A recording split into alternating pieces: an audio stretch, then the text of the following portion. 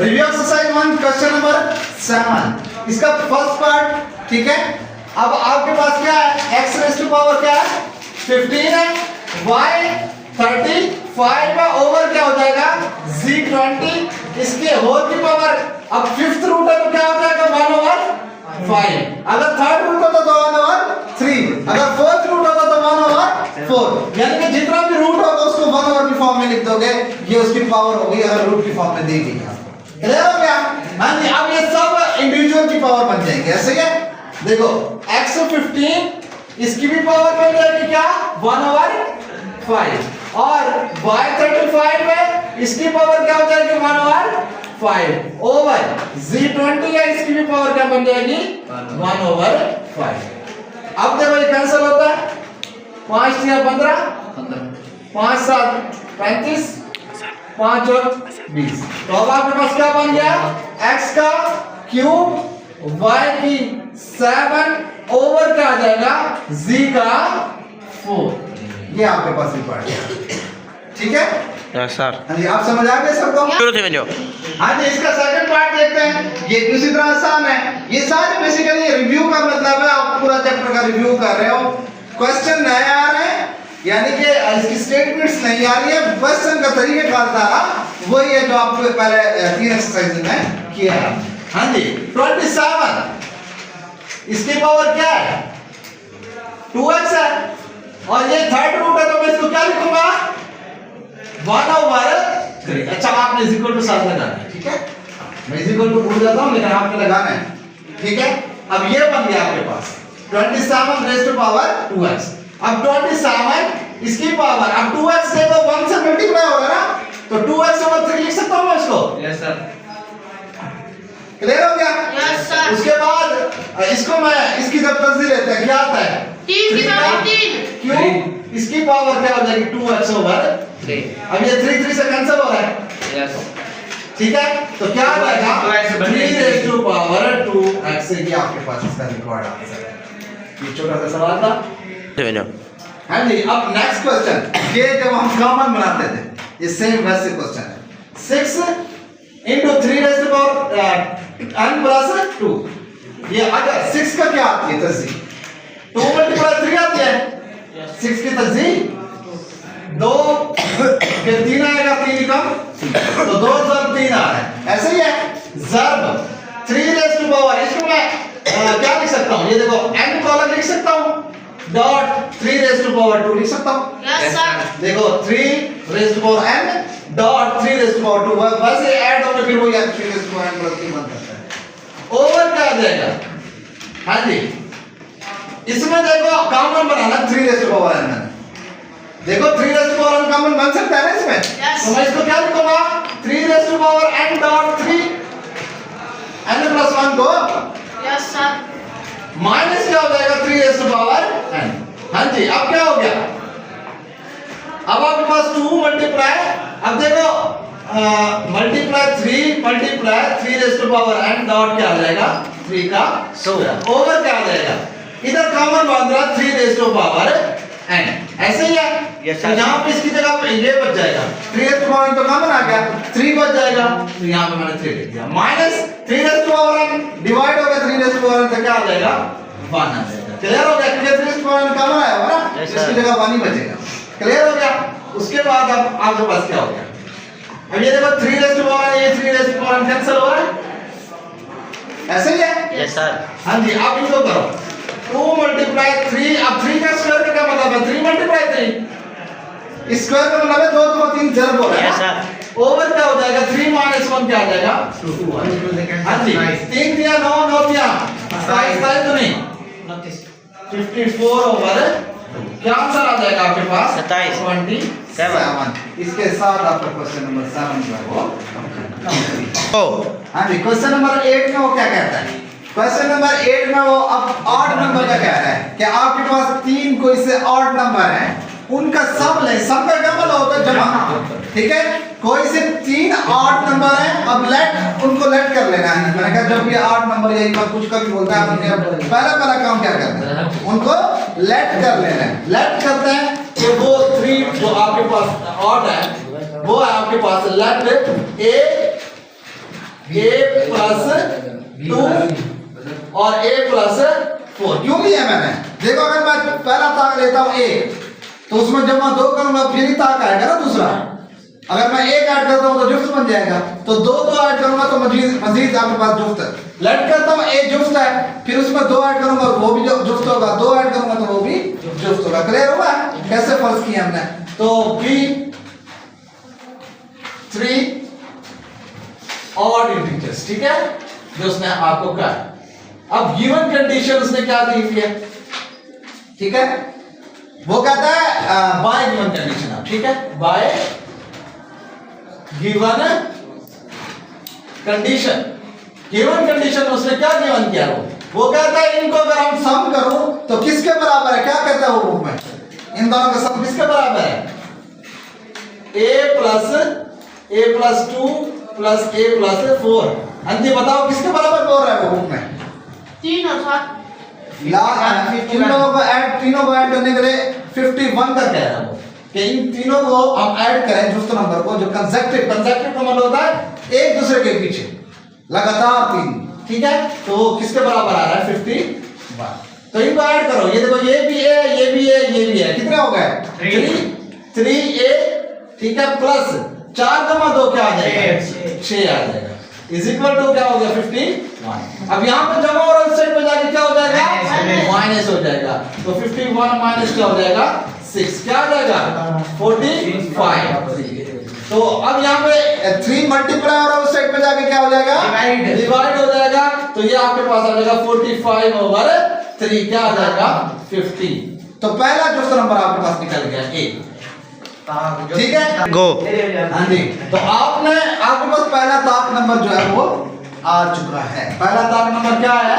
15 है। आपने ताक निकाल लेते ना, एक ताक उसमें जमा 2 करोगे और ताक बन जाएगा, फिर जमा 2 करोगे तो एक और ताक बन जाएगा, लेकिन 3 आपने कंसेक्टिव। पहला ताक आपको मालूम हो चुका है, तो रिक्वायर्ड ऑड इंटीजर्स। तो कौन से बने आपके पास? पहला तो देखो a है वो क्या निकला आपके पास? 15, तो पहला निकल गया। दूसरा क्या था? a प्लस 2, तो मतलब a की वैल्यू 15 है, तो प्लस क्या कर देंगे? 2 कर देंगे, तो 17 आ गया। इसी तरह तीसरा a प्लस 3, तो 15 प्लस क्या हो जाएगा? 3। a की वैल्यू पुट कर रहा हूं मैं, ठीक है, क्या हो जाएगा? 19 हो जाएगा, ठीक है। 15 प्लस 15 नंबर है, ठीक है, उसमें आपने क्या करना है? 4 ऐड करना है, ठीक है, क्या करना है?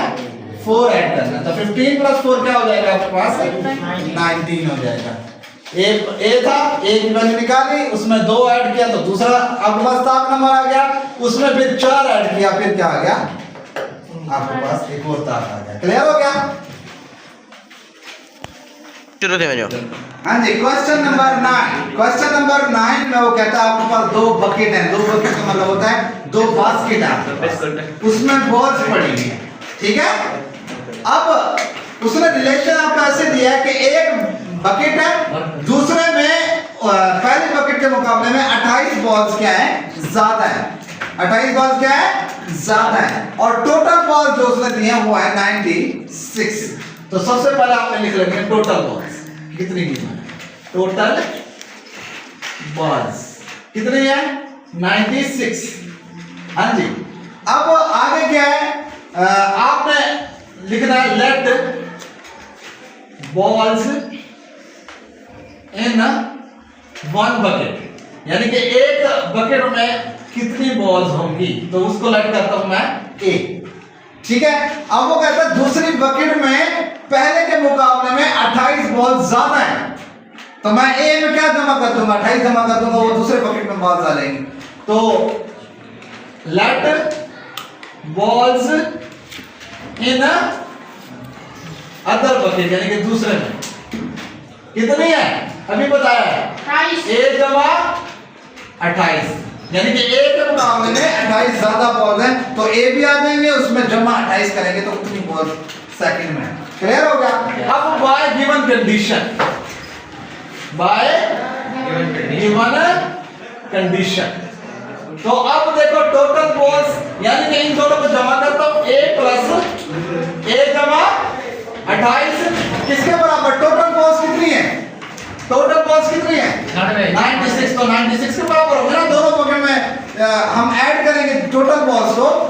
किसके बराबर आ जाएंगे, टोटल बॉल्स के बराबर आ जाएंगे, 96 के बराबर आ जाएंगे। ठीक है, तो इन दोनों को ऐड करो, ये 2 आ जाएगा प्लस 28 इज इक्वल टू क्या हो जाएगा 96। अब ये जमा और इस सेट में आके क्या हो जाएगा माइनस, तो 2a is equal to 96 minus 28। ये आपके पास कितना हो जाएगा, हाँ जी 96 माइनस 28 कितना हो जाता है 68 आ जाएगा ना, 2 और 26 का, ठीक है। तो 2 मल्टीप्लाई और इस सेट में आके क्या हो जाएगा डिवाइड हो जाएगा, तो 28 ओवर क्या आ जाएगा 2 आ जाएगा, क्या आ जाएगा 40। तो एक बकेट में आपके पास आ गई, ठीक है। पहली एक बकेट में आपके पास क्या आ गया, चल रही है रिक्वायर्ड 34 ठीक है, रिक्वायर्ड जो था हमें ये, हाँ जी 2 यहाँ पे क्या हो रहा है मल्टीप्लाई हो रहा है, इस सेट में क्या हो जाएगा डिवाइड, 68 को 2 में डिवाइड करो तो क्या आता है आपके पास 34। तो बॉल्स इन वन बकेट कितनी हो गई हैं 34, कितनी हो गई 34। बॉल्स इन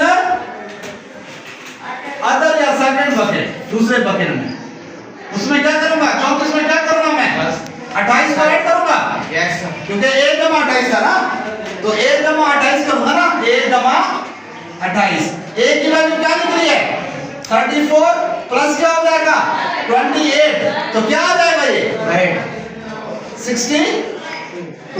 तो ये आपके पास रिक्वायर्ड का आंसर, ठीक है। पास प्रिंसिपल अमाउंट आपको, प्रिंसिपल इनकम या प्रिंसिपल अमाउंट आपको दिया हुआ है, ठीक है, जो कि क्या है 3,50,000। उसके बाद रेट दिया हुआ R1 जो कि है 7 से 1/4%, इसको हम लिख सकते हैं 7.25% भी लिख सकते हैं। कैसे, क्योंकि 1 को डिवाइड करो 4 से, ये आता है 1.25, तो ये आ जाएगा 7.25। ठीक हो, चेक करो। देन आपके पास T1 है जो आपके पास 2 इयर्स है, यानी कि पहले मरहले में आपने ये इस्तेमाल करना है। उसके बाद सेकंड आपके पास टोटल ऑफ 7 इयर्स के बाद इनकम बतानी है, तो पहले 2 इयर्स यूज हो चुके हैं, तो आगे T2 आपके पास क्या होगा 5 इयर्स होगा। रेट 2 भी आपको दिया हुआ है, वो क्या दिया हुआ है 8% दिया हुआ है। तो अब सबसे पहले आपने जिसको इसमें मालूम करना है वो मालूम करना है सिंपल इंटरेस्ट। क्या मालूम करना है सिंपल इंटरेस्ट। उसका सादा सा एक आपके पास जिस नाम से ही जाहिर है सिंपल सा फार्मूला है जो कि है आपके पास, हाँ जी P multiply R multiply T over 100। हाँ जी ये फार्मूला है। आपके पास प्रिंसिपल अमाउंट भी है, आपके पास रेट भी है। अब पहले मरहले में आप सिंपल इंटरेस्ट मालूम करो, यानी कि आप पहले I1 इस्तेमाल करो, यानी कि 2 इयर्स वाला, फिर 5 इयर्स वाला, फिर उन दोनों को जमा करोगे, ठीक है। तो अब I1 इंटरेस्ट मालूम करो I1, ठीक है। तो अब P की वैल्यू आपके पास क्या है 3,50,000, ठीक है। जर्ब रेट R1 आपके पास जो था, यानी कि पहले I1 के लिए R1 इस्तेमाल करोगे। R1 आपके पास क्या है 7.25%। परसेंट को नहीं लिखते, वो 100 चला जाएगा, या परसेंट लिख लो, ठीक है।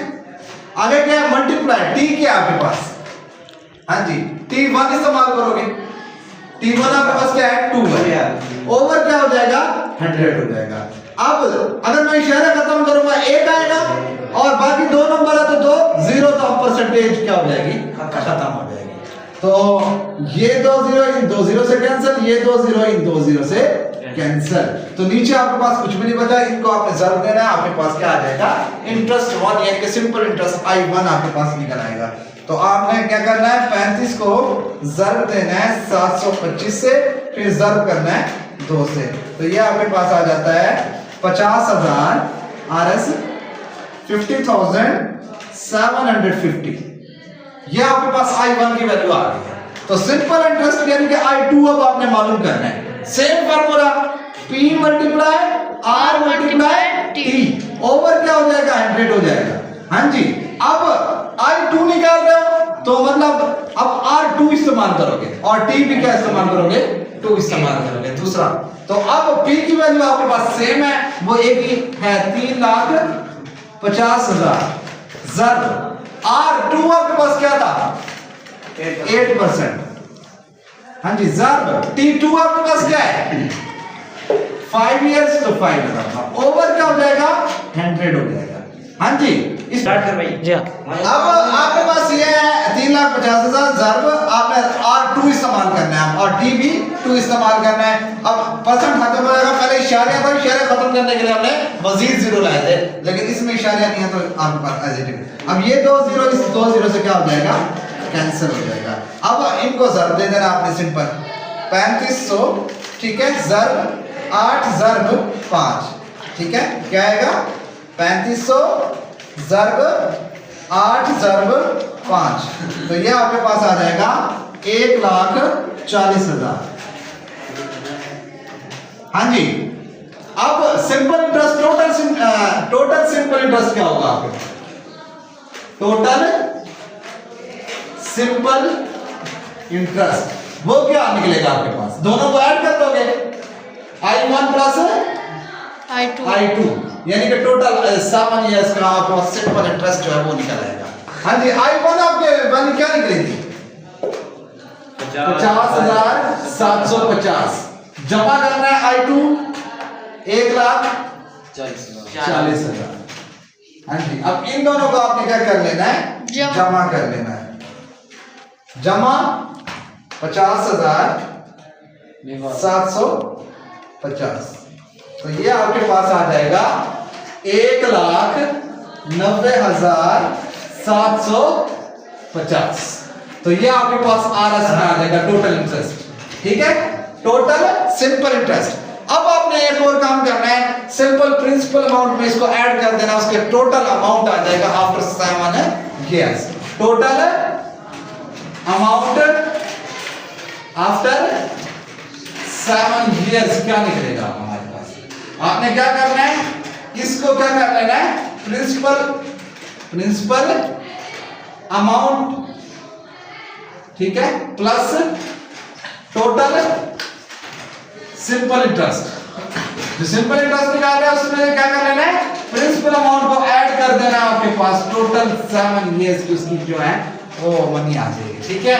तो प्रिंसिपल अमाउंट आपके पास क्या है 3,50,000, जमा कर लेना है, टोटल अमाउंट क्या निकल गया हमारे पास आफ्टर 7 years यानी कि टोटल सिंपल इंटरेस्ट 1,90,750, इसमें आपने क्या कर लेना है जमा कर लेना है 3,50,000, ठीक है, जमा कर लेना है 1,90,750, तो ये आपके पास आ जाएगा 5,00,000, एक मिनट कैंसिल हो गया 3,50,000, ठीक है, जमा 1,90,750, तो ये आपके पास आ जाएगा 5,40,750, ठीक है, तो ये आपके पास इस क्वेश्चन का 25 से 25 ठीक है।